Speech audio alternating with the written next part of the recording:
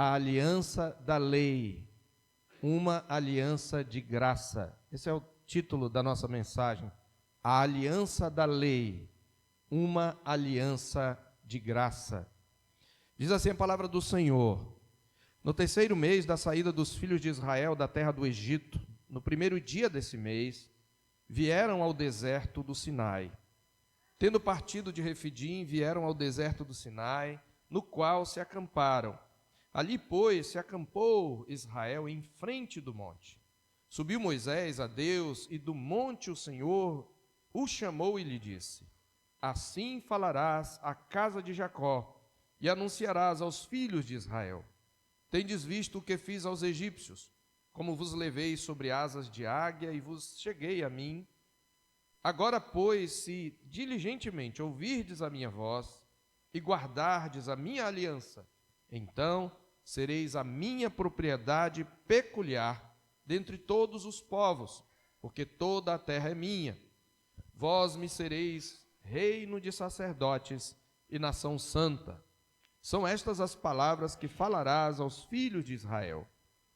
Veio Moisés, chamou os anciãos do povo e expôs diante deles todas estas palavras que o Senhor lhe havia ordenado. Então o povo respondeu a uma: tudo o que o Senhor falou faremos. E Moisés relatou ao Senhor as palavras do povo. Amém. Oremos mais uma vez, irmãos. Pai bendito, em nome de Jesus, nós nos achegamos mais uma vez a Ti, Senhor, diante do trono da Tua graça, para suplicar que o Senhor nos conceda, Pai, que tenhamos ouvidos para ouvir, olhos espirituais para ver a Tua glória revelada nesta aliança que o Senhor fez com o Seu povo e também conosco, Pai, porque esta aliança também foi conosco. Bendito seja o Teu nome, Senhor. Fala conosco e mostra-nos a Tua graça revelada na aliança da lei, para que nós compreendamos, ó Deus, o papel, a importância da lei, e saiamos daqui, ó Deus, amando a Tua lei, mais do que quando entramos, e desejando cumpri-la e tendo prazer nela. Nós te pedimos e te agradecemos em nome de Jesus. Amém. Meus irmãos, desde os primórdios da sua história, a igreja lida com controvérsias sobre a relação entre a lei de Deus e a sua graça. Aliás, este foi o assunto da primeira grande controvérsia doutrinária que ensejou o primeiro concílio, conforme nós lemos em Atos capítulo 15. Nós não vamos ler lá, mas lá está escrito que alguns cristãos judeus começaram a pregar a seus irmãos gentios que para serem salvos não bastava crer em Cristo e ser batizado em nome de Cristo. Era preciso que se circuncidassem e guardassem toda a lei de Moisés. Isso está especialmente nos versos 1 e 5 do capítulo 15 de Atos. E mesmo depois da resolução sancionada pelo concílio dos apóstolos e presbíteros de Jerusalém, a controvérsia perdurou por todo o primeiro século, sendo amplamente debatida nas epístolas paulinas e em Tiago. E ainda hoje, meus irmãos, temos muita confusão quanto a essa relação entre lei e graça. Grosso modo, temos de um lado aqueles que ensinam a manifestação da graça, de uma graça, na verdade, entre aspas, que despreza o papel da lei. Uma espécie de hipergraça que desconsidera o aspecto educador e santificador da graça de Deus, aspecto que tem como parâmetro a lei. Essa proposta incorre no perigo de transformar a graça de Deus em libertinagem, um pecado denunciado por Judas, no versículo 4 do único capítulo da sua epístola. Judas diz, em Judas 1,4, pois certos indivíduos, cuja sentença de condenação foi promulgada há muito tempo, se infiltraram no meio de vocês, sem serem notados. São pessoas ímpias que transformam em libertinagem a graça do nosso Deus e negam o nosso único soberano e Senhor, Jesus Cristo. De outro lado, temos aqueles que enfatizam a lei de tal maneira que se esquecem da sua dependência da graça. Eles usam a lei como meio meritório de alcançar a justiça de Deus. Trata-se daqueles, meus irmãos, que conforme Romanos capítulo 10, verso 4, desconhecendo a justiça de Deus, e procurando estabelecer a sua própria justiça, não se sujeitaram à justiça que vem de Deus, que é a justiça que nos é dada em Cristo. Então, ao invés de alcançarem o padrão de justiça, esse outro extremo, esse outro polo, se torna escravo da lei, caindo no que nós chamamos de legalismo, um pecado igualmente denunciado na Escritura, como está escrito em Gálatas, por exemplo, capítulo 4, verso 9. Mas agora que vocês conhecem a Deus, ou melhor, agora que vocês são conhecidos por Deus, como é que estão voltando outra vez aos rudimentos fracos e pobres, aos quais, de novo, querem servir como escravos? E em Gálatas 5:1, para a liberdade foi que Cristo nos libertou. Por isso, permaneçam firmes e não se submetam de novo a julgo de escravidão. Ambos os extremos, libertinagem ou antinomismo, de um lado, e legalismo do outro, na essência, partem da mesma dicotomia entre lei e graça, como se ambas não pudessem coexistir. Contudo, meus irmãos, um atencioso exame das Escrituras nos fará verificar que ambas, lei e graça, são aspectos de uma mesma realidade e revelam o caráter de Deus. Na verdade, não é possível entender uma sem a outra. Não pretendo abordar, obviamente, essa controvérsia de maneira sistemática e ampla, mas de maneira específica, à medida em que nós avançamos na exposição do chamado decálogo, né? Que são os 10 mandamentos. Essa palavra decálogo vem de duas palavras gregas, deká, que é 10, e logos, que é palavras.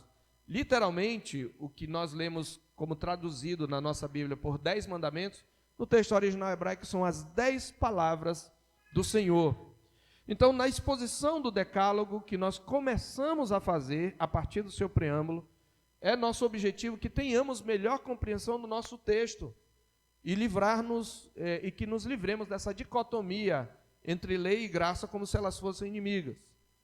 Por outro lado, eu não pretendo passar de largo por essa que é uma passagem fundamental de toda a Escritura. Aqui nós temos, irmãos, o alicerce sobre o qual toda a revelação é construída. Assim nós caminharemos bem devagar nesse trecho, capítulo 19 e 20, com a graça de Deus permaneceremos muitos domingos aqui, porque nós vamos examinar cada um dos mandamentos, e nós vamos seguir os passos de Israel, que após 3 meses de caminhada, faz a sua grande parada para receber a aliança, aqui no Monte Sinai. Será 1 ano aos pés do Sinai, antes de prosseguir.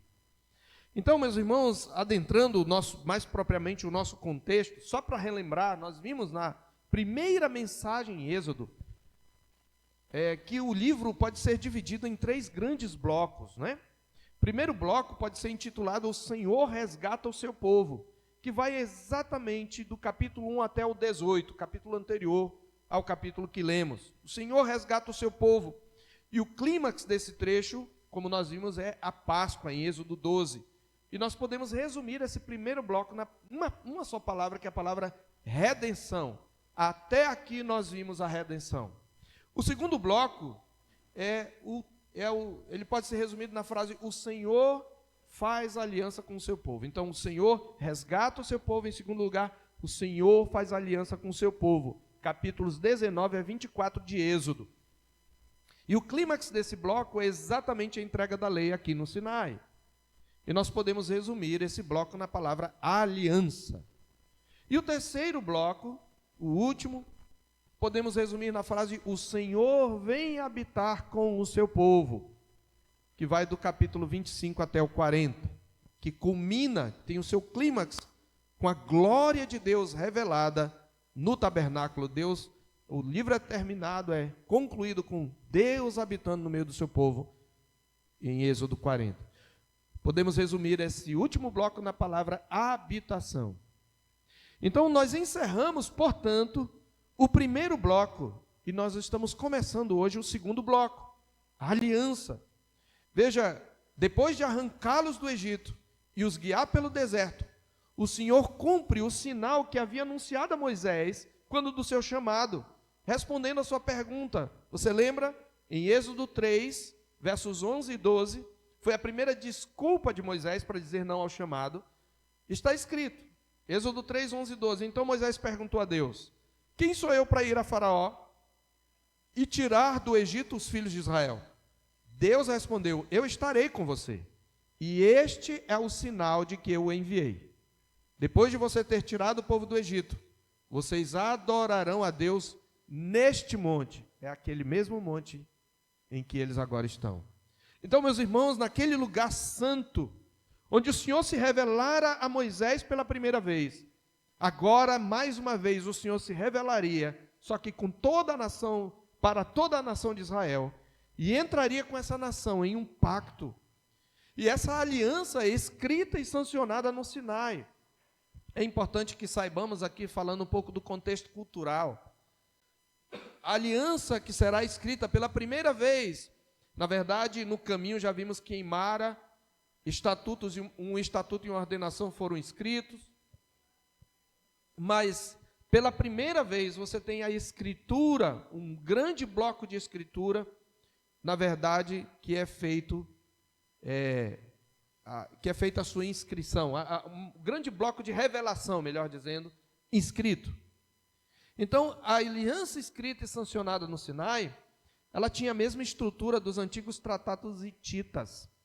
Os tratados hititas, eles tinham particularmente, quando faziam um rei poderoso, ele libertava uma nação mais fraca de outra nação, ele geralmente fazia com essa nação um contrato de vassalagem. O rei se tornava suzerano, o país mais forte, e aquela nação libertada se tornava vassala. E nos contratos hititas de vassalagem, você tinha num primeiro momento, ou numa primeira parte, um preâmbulo exaltando os feitos do rei suzerano em favor do seu vassalo. É isso que nós temos em Êxodo, capítulo 19, até o capítulo 20, versos 1 e 2. Numa segunda parte, havia um conjunto de leis que regeriam o relacionamento de aliança. E uma terceira e última parte seria de bênçãos e maldições, estipulando os benefícios do cumprimento daquele pacto e as consequências do descumprimento. Então, é exatamente essa estrutura, Deus está falando de maneira contextual, de maneira cultural com Israel. Ele está dizendo, eu agora sou o rei de vocês, e eu faço com vocês uma aliança. Ao mesmo tempo, é uma espécie de casamento. Os profetas vão dizer mais à frente que esse momento é o momento quando o Senhor desposou a sua noiva, que é Israel. Temos aqui, portanto, meus irmãos, que nós chamamos de preâmbulo da lei, uma espécie de introdução. Ainda teremos uma introdução mais específica no capítulo 20, versos 1 e 2. Mas nós temos aqui o preâmbulo da lei, onde, antes de dizer como o seu povo deve viver, o Senhor explica as razões, as motivações e o propósito pelos quais os mandamentos devem ser obedecidos. Você quer saber por que você deve obedecer à lei de Deus, crente? Esta manhã a gente vai mostrar por quê. Há muitas razões, mas aqui nós temos 3 ou 4 das principais razões porque nós devemos obedecer à lei, ou vamos colocar 3 apenas, mas tendo em mente esse ponto que não há dicotomia entre lei e graça. Nós vamos ver como a graça está presente aqui o tempo todo. Então, é isto que nós precisamos ter em mente. Por que os mandamentos de Deus devem ser obedecidos? E convém ressaltar, meus irmãos, que a lei de Deus é uma prescrição do dever de todo homem. Aqui está resumido o que todo homem deve fazer, seja crente ou ateu, seja cristão ou pagão. Porém, no desenrolar da história da salvação, essa lei foi dada primeiro àqueles que foram chamados eficazmente e libertados pela graça, a fim de que, pela sua conduta e por sua mensagem, esse povo faça conhecida de todos os povos a vontade de Deus expressa na lei. Então, o nosso alvo nessa exposição é abordar esses 8 primeiros versículos do preâmbulo da lei, procurando vê-la primariamente em sua relação com o povo de Deus, conosco como povo de Deus. E é nessa perspectiva que eu proponho esse tema, a aliança da lei, uma aliança de graça. E aqui nós queremos, de propósito, já confrontar essa ideia de que na antiga aliança, o povo vivia pela lei e era salvo pela lei, e que agora nós estamos na dispensação da graça. Esse é um equívoco, porque quando você lê o próprio texto, o próprio preâmbulo da lei e o próprio contexto histórico da lei, você vai verificar que a graça precede a lei, que há, na verdade, uma relação de um ciclo virtuoso entre lei e graça. Por quê? E é isto que queremos responder nesta manhã. Por que a aliança da lei é uma aliança de graça e não de obras? Essa é a razão, esta é a reflexão que eu quero propor nessa manhã. Bom, a aliança da lei, em primeiro lugar, é uma aliança de graça porque ela é precedida e sua observância é motivada pelo que o Senhor fez ao seu povo, a Israel. Eu vou repetir. A aliança da lei é uma aliança de graça e não de obras, porque ela é precedida e sua observância é motivada pelo que o Senhor fez a Israel. Eu vou separar agora essa declaração. A aliança é precedida pela libertação do povo. O povo não recebe a lei para ser salvo. Ele recebe a lei depois que foi salvo. Qual é o evento salvador em Êxodo, no Velho Testamento? É a saída do Egito. Então, isto é enfatizado. Nem precisaria ser falado aqui, porque era só ler a história. Mas o Senhor faz questão de mostrar. Veja o verso 4. Eles partiram de Refidim, chegaram ao deserto do Sinai, se acamparam em frente ao monte. Moisés sobe ao monte como mediador, o Senhor o chama e diz: assim falarás à casa de Jacó, anunciarás aos filhos de Israel, verso 4, tendes visto o que fiz aos egípcios, como vos levei sobre asas de águia, e vos cheguei a mim. Então observe que antes de promulgar a lei, o Senhor lembra a Israel o que já fizera a ele. E o Senhor fala aqui de 3 ações. Primeiro, o Senhor destruiu os egípcios, libertando Israel. Tendes visto o que fiz aos egípcios. Portanto, o Senhor revelou seu juízo e sua salvação. Juízo aos egípcios e salvação a Israel. Segundo, depois de ter salvado o seu povo, o Senhor levou o seu povo até o seu santo monte, sobre asas de águia, ele diz, que é uma figura de cuidado, de proteção e de direção, da direção de Deus. A ideia de asas de águia é acima de todos os obstáculos, acima de todos os inimigos, acima de todas as coisas que pudessem impedir Israel de chegar ao monte do Senhor. E terceiro, ele diz: eu vos cheguei a mim, o Senhor os achegou a si, ou seja, eu entrei num relacionamento pessoal, de aliança com vocês. E além da graça, meus irmãos, revelada na libertação do Egito, nós tivemos a graça manifestada, como nós vimos na série Aprendendo no Deserto, a graça manifestada em toda a caminhada, quando Israel foi provado, foi reprovado, e ainda assim o Senhor os guiou até aquele lugar. E vimos, inclusive, que esse Deus gracioso nem sequer os castigou até ali, no máximo os repreendeu nessas provas e reprovações de Israel. Então, fica claro que a aliança, a redenção precede a lei. Deus diz: vocês já viram, eu libertei vocês, e agora eu vou entregar a lei. Então, a aliança da lei é também uma aliança de graça. Em segundo lugar, a aliança da lei é uma aliança de graça, porque ela é um padrão de relacionamento para o povo resgatado. Porque ela é um padrão de relacionamento para o povo resgatado. É isso que Deus diz no verso 5. Agora, pois, se diligentemente ouvirdes a minha voz, ou seja, vocês já foram resgatados, agora se vocês ouvirem a minha voz e guardarem a minha aliança, ele diz: então sereis a minha propriedade peculiar dentre todos os povos, porque toda a terra é minha. Se vocês guardarem a minha aliança, vocês serão o meu povo peculiar, o meu povo especial. Vai ficar demonstrado pela vida que vocês levarão em obediência a essa lei, que vocês são um povo diferente, que vocês são meus.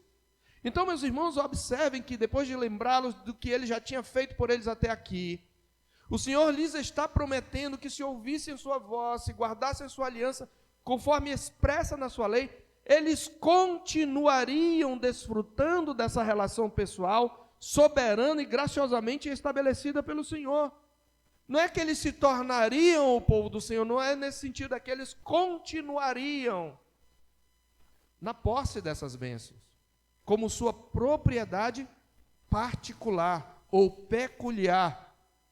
O termo aqui, traduzido por propriedade peculiar no verso 5, traz a ideia de uma propriedade adquirida. Essa poderia ser uma outra tradução do termo. Propriedade adquirida. Esse termo, ele poderia ser, ele muitas vezes era usado em relação a uma herança ou aos despojos de uma guerra, incluindo tanto objetos como pessoas, no caso servos. Quando um rei conquistava uma nação, ele tomava os despojos. Essa era a sua propriedade adquirida por meio de uma ação de guerra. Não foi o que Deus fez no Egito, inclusive despojando os egípcios. Então o Senhor está dizendo, vocês são o meu despojo de guerra. Vocês serão a minha propriedade peculiar. Portanto, esse termo ele traduz a ideia de um tesouro particular, especialmente escolhido e conquistado. Em textos legais do Antigo Oriente Próximo, esse mesmo termo era usado para descrever aqueles que entravam em aliança com divindades. Note comigo que o Senhor promete ter com Israel uma relação especial. Ele compara Israel aqui às outras nações. Veja, ele diz, vocês serão minha propriedade peculiar dentre todos os povos, porque toda a terra é minha. Veja, Deus está dizendo, todas as nações me pertencem. Todos os homens me pertencem, todas as riquezas do mundo me pertencem. Ao Senhor pertence a terra e tudo que nela se contém, o mundo e os que nele habitam. Porém, vocês serão uma propriedade especial. Terei que fazer uma relação especial, não geral, não apenas criacional, mas também redentora. A lei, então, é um parâmetro para desfrutar dessa relação de aliança, na qual eles haviam sido introduzidos por graça, quando passaram pela nuvem e pelo mar, e ali foram batizados com respeito a Moisés. Lembra, Paulo fala isso em 1 Coríntios 10, versos 1 e 2. Não quero que ignoreis, irmãos, que os nossos pais todos passaram pela nuvem, todos estiveram sob a nuvem, e todos passaram pelo mar, tendo sido batizados tanto na nuvem como no mar, com respeito a Moisés. Paulo está dizendo que a experiência da passagem pelo mar e pela nuvem foi uma experiência sacramental, que ele faz um paralelo dela, um tipo do batismo. Então, observe, meus irmãos, a lei, ela é uma aliança, a aliança da lei é uma aliança de graça, porque ela é o padrão pelo qual nós vamos desfrutar da graça santificadora do Senhor Deus que nos libertou. Mas em terceiro e último lugar, a aliança é uma aliança, a aliança da lei é uma aliança de graça, porque ela é um padrão para a missão do povo resgatado. Então ela é um padrão para as relações do povo resgatado. Veja, a lei é um padrão não só para a relação do povo resgatado com Deus, mas com os homens. Os 10 mandamentos vão reger a nossa relação com Deus e a nossa relação uns com os outros. Nós vamos ver isso. Mas ela também é um padrão para a missão do povo resgatado. Ele fala dessa missão no verso 6. Ele diz, ainda como uma oração de consequência, se vocês guardarem, ouvirem a minha voz e guardarem os meus mandamentos, vocês serão a minha propriedade especial, meu tesouro especial. Mas também, verso 6, vós me sereis reino de sacerdotes e nação santa. São estas as palavras que falarás aos filhos de Israel. Vocês não só vão ser minha propriedade particular, mas vocês vão ser um reino de sacerdotes. Aqui ele aponta para a nossa missão. Outro propósito claro da lei, para que cumpramos a nossa missão como um reino de sacerdotes, a proclamar as virtudes do Senhor, precisamos viver de acordo com a lei. E veja, ele, dentro desse terceiro ponto, tem 3 aspectos aqui. Primeiro, a lei, como ela é um padrão para a nossa missão, como povo resgatado, ela é um padrão, primeiramente, para o serviço sacerdotal. Vós me sereis reino de sacerdotes. O sacerdote, como nós sabemos, meus irmãos, ele tinha uma missão específica para com Deus e para com os homens. de serviço e representação. Serviço e representação. Esse era o papel do sacerdote. Para com Deus, ele deveria oferecer sacrifícios em adoração, em culto. Para com os homens, ele atuaria como mediador, representando os homens perante Deus e Deus perante os homens. E o trabalho, então, de mediação do sacerdote consistia, de um lado, em interceder pelo povo diante de Deus. Irmãos, somente nós, a igreja, podemos orar a Deus, podemos interceder a Deus. Nenhum homem que não tem Cristo como o sumo sacerdote pode interceder a Deus. Esse mundo precisa das nossas orações, nós precisamos orar uns pelos outros. E isso faz parte da nossa missão. A palavra de Deus diz em 1 Timóteo 2, antes de tudo, exorto que se use a prática de súplicas e orações, intercessões e ações de graças em favor de todos os homens, em favor dos reis e dos que se acham investidos de autoridade, para que vivamos vida tranquila e mansa, com toda piedade e respeito. Essa é uma missão específica da igreja. A igreja pode ter uma atuação política, ela pode ter algum tipo de atuação social, mas nada disso é da essência da igreja. Mas como reino de sacerdotes, é da essência da igreja interceder pelas pessoas, uns pelos outros e pelo mundo, para que o reino de Deus avance. Mas de outro lado, o sacerdote também precisava ensinar ao povo a lei de Deus. Como lembra o Senhor por boca de Malaquias, capítulo 2, verso 7. Malaquias 2,7 diz assim: porque os lábios do sacerdote devem guardar o conhecimento, e da sua boca todos devem buscar a instrução, porque ele é o mensageiro do Senhor dos Exércitos. Como nós podemos perceber, temos aqui uma dupla missão. De um lado, a adoração.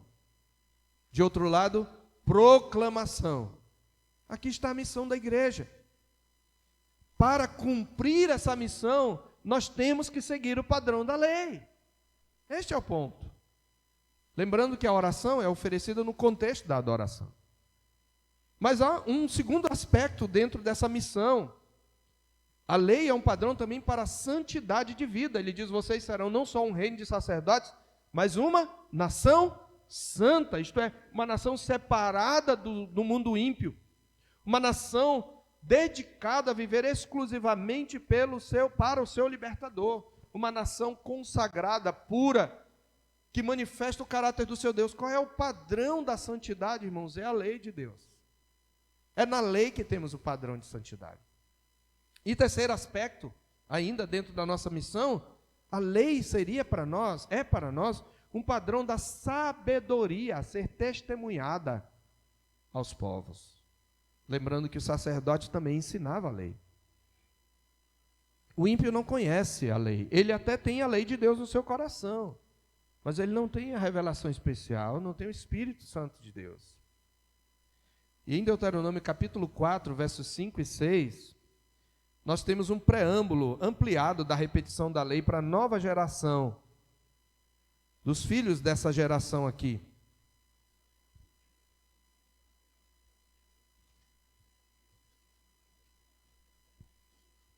E lá mostra que é por meio da prática da lei, da obediência à lei, que o povo vai demonstrar a sabedoria.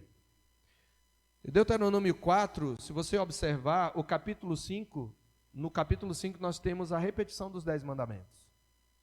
Então é uma passagem paralela. No capítulo 4, versos 5 e 6 está escrito: eis que vos tenho ensinado estatutos e juízos, como me mandou o Senhor meu Deus, para que assim façais no meio da terra que passais a possuir. Guardai-os, pois, e cumpri-os. Por quê? Porque isto é a vossa sabedoria e o vosso entendimento perante o quê? Os olhos dos povos. Ele está falando de testemunho. Para que, ouvindo todos esses estatutos, eles dirão: certamente este grande povo é gente sábia e inteligente. Vocês devem guardar a lei para serem testemunhas. E nós vemos esse cumprimento, sabe onde? Nós não vamos abrir lá. Mas lembra de Salomão? A rainha de Sabá vem do Oriente para ouvir a sabedoria de Salomão. Então, meus irmãos, a lei é um padrão de sabedoria. A lei do Senhor é o padrão pelo qual Israel cumpriria a missão de ser um reino constituído de representantes de Deus e de sua santidade, consagrados ao seu serviço, que ministram a ele e proclamam os seus feitos poderosos no mundo. Ou seja, a lei seria, por assim dizer, um instrumento de graça para os povos a quem Israel haveria de testemunhar do seu Deus. A lei seria um instrumento de graça. Eu quero concluir, meus irmãos, trazendo aqui alguns princípios, já concluindo e aplicando. Eu quero trazer 5 observações. A lei é, como nós vimos, a aliança da lei é uma aliança de graça, porque ela é precedida e sua observância é motivada pelo que o Senhor já fez, pela redenção que o Senhor realizou. Porque ela é um padrão de relacionamento para o povo resgatado. E porque ela é um padrão para o exercício da nossa missão de sermos um reino sacerdotes, uma nação santa, um povo que vai testemunhar da sabedoria de Deus. Eu quero concluir trazendo aqui 5 princípios, 5 verdades, lembrando, em conclusão daquilo que nós vimos. A aliança ou pacto da lei feito com Israel sob Moisés, portanto, não foi um pacto de obras, mas um pacto de graça. Então, o que eu estou apenas é repetindo o que é o título da nossa mensagem.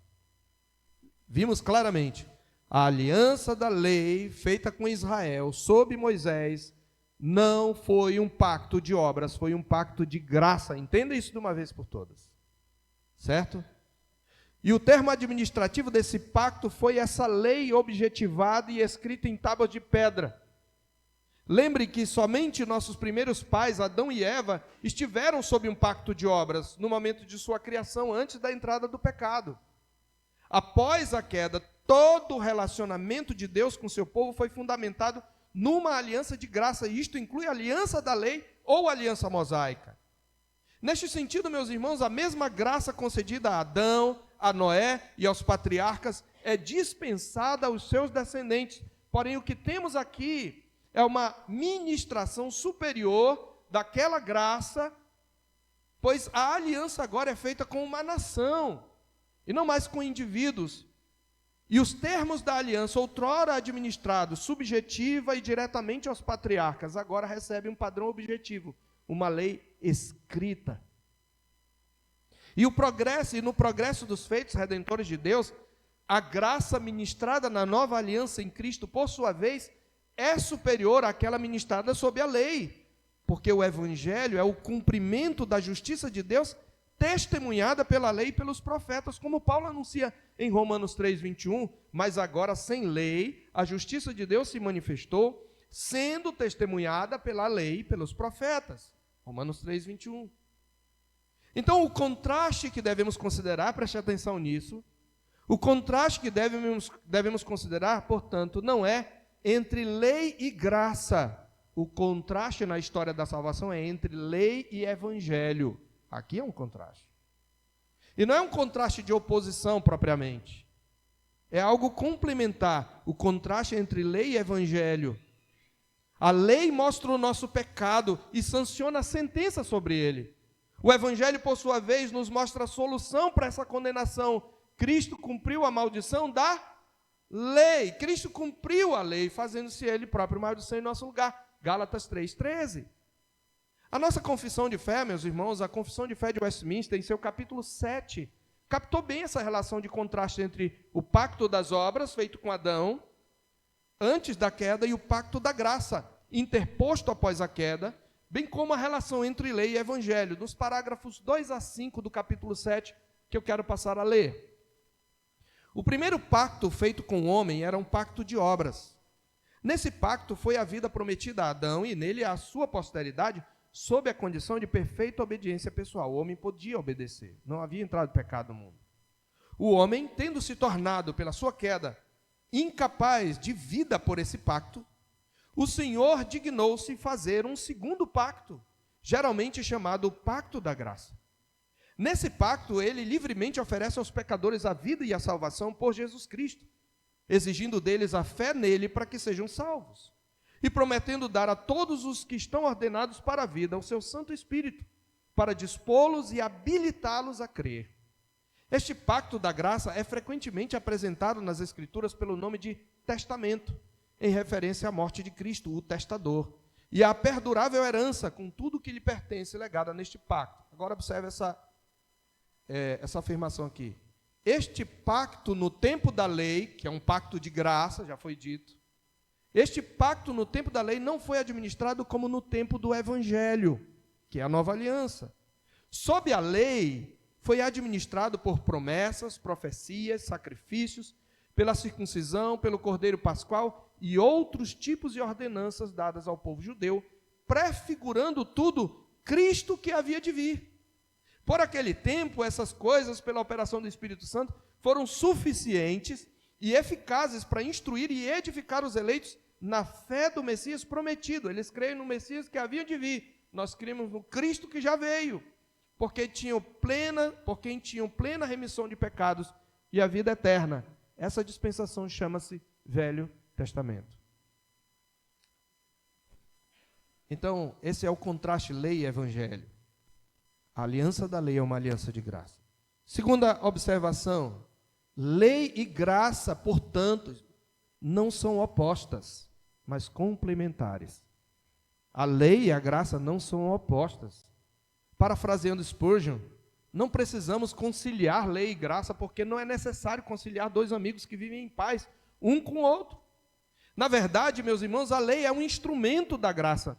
Ela é utilizada para levar o homem caído à graça revelada no Evangelho, levando a reconhecer sua pecaminosidade, a fim de que corra para Cristo, como Paulo ensina em Gálatas 3, 23 e 24. Gálatas 3, 23 e 24, ele diz: mas antes que viesse a fé, estávamos sob a tutela da lei, nela encerrados, para essa fé que no futuro haveria de ser revelada, de maneira que a lei se tornou o nosso guardião para nos conduzir a Cristo, a fim de que fôssemos justificados pela fé.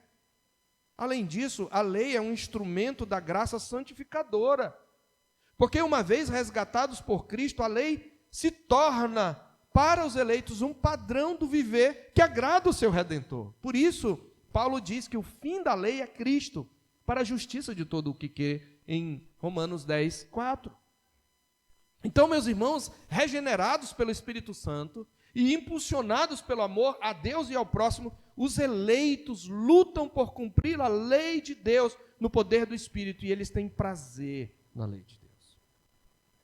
Terceira observação, ao contrário do que possa parecer, portanto, na nova aliança, nós temos mais motivos para cumprir a lei e não menos. Na nova aliança nós temos mais motivos para cumprir a lei e não menos. Isso aqui vai contra a hipergraça. Por quê? Porque essa mesma lei moral, escrita sobre tábuas de pedra, foi escrita em nosso coração pelo Espírito Santo, como ele prometeu em sua palavra em Jeremias, na profecia sobre a nova aliança, Jeremias 31, de 31 a 34, que é citada, é a passagem que é citada pelo autor de Hebreus, no capítulo 8, versos 8 a 12, que eu passo a ler. Hebreus 8, 8 a 12. E de fato, repreendendo-os, diz: eis aí vem dias, diz o Senhor, e firmarei nova aliança com a casa de Israel e com a casa de Judá, não segundo a aliança que fiz com seus pais no dia em que os tomei pela mão para os tirar da terra do Egito, pois eles não continuaram na minha aliança, e eu não dei atenção a eles, diz o Senhor, porque esta é a aliança que farei com a casa de Israel. Depois daqueles dias, diz o Senhor, imprimirei as minhas leis, a mesma lei, na mente deles, e as inscreverei sobre o seu coração, e eu serei o seu Deus, e eles serão o meu povo, e não ensinará jamais cada um ao seu próximo, nem cada um ao seu irmão, dizendo, conheça o Senhor, porque todos me conhecerão, desde o menor até o maior deles. Por quê? Pois para com suas iniquidades usarei de misericórdia, e dos seus pecados jamais me lembrarei. Eu vou perdoá-los, eu vou justificá-los, e eu vou imprimir a minha lei no coração deles. Então, nós temos mais razão e somos mais culpados quando desobedecemos a lei do que o crente da velha aliança. Em quarto lugar, além disso, a missão da igreja é apresentada nos mesmos termos da missão de Israel. E a lei de Deus continua sendo o padrão para esse viver sensato, justo e piedoso, zeloso de boas obras. Nós encontramos em 1 de Pedro, nós lemos, observe lá, ele mostra o nosso papel, vós sois raça eleita, vós porém sois raça eleita, sacerdócio real, nação santa, povo de propriedade exclusiva de Deus, a fim de proclamar as virtudes daquele que vos chamou das trevas para a sua maravilhosa luz. E em Tito capítulo 2, no versículo 14, está escrito que o Senhor redimiu um povo exclusivamente seu, zeloso de boas obras. Tito 2,14. O qual a si mesmo se deu por nós, falando de Cristo, a fim de remir-nos de toda iniquidade e purificar para si mesmo um povo exclusivamente seu, zeloso de boas obras. Qual é o padrão desse zelo, irmãos? Qual é o padrão dessas boas obras? A lei de Deus. Então eu termino com esta afirmação. A palavra de Deus diz que o homem de Deus tem prazer na lei do Senhor. O homem de Deus, ele diz, como o salmista no Salmo 19, de 7 em diante, a lei do Senhor é perfeita e restaura a alma. O testemunho do Senhor é fiel e dá sabedoria aos simples. Os preceitos do Senhor são retos e alegram o coração. O mandamento do Senhor é puro e ilumina os olhos. O temor do Senhor é límpido e permanece para sempre. Os juízos do Senhor são verdadeiros e todos igualmente justos, são mais desejáveis do que ouro, mais do que muito ouro depurado, são mais doces do que o mel e destilado dos favos. O crente, o verdadeiro crente, ele vai dizer, como o salmista no Salmo 40, verso 8, agrada-me fazer a tua vontade, ó Deus meu, dentro em meu coração está a tua lei. Ou como no Salmo 119, 97, quanto amo a tua lei, é a minha meditação todo o dia. O verdadeiro crente tem prazer na lei do Senhor. Eu concluo com esta afirmação. Irmãos, quanto mais compreendermos o sentido da lei, mais reconheceremos nossa dependência de Cristo e sua graça. Quanto mais compreendemos o sentido da lei, mais reconheceremos nossa dependência de Cristo e sua graça. Se você quer entender a graça, você tem que ler a lei. Por outro lado, quanto mais compreendemos a graça, mais temos prazer na lei do Senhor. Quanto mais entendemos quão miseráveis somos, mais prazer temos na vontade de Deus expressa na sua lei. A graça, portanto, queridos, não é um salvo-conduto para desobedecermos a lei de Deus. É uma motivação para cumpri-la.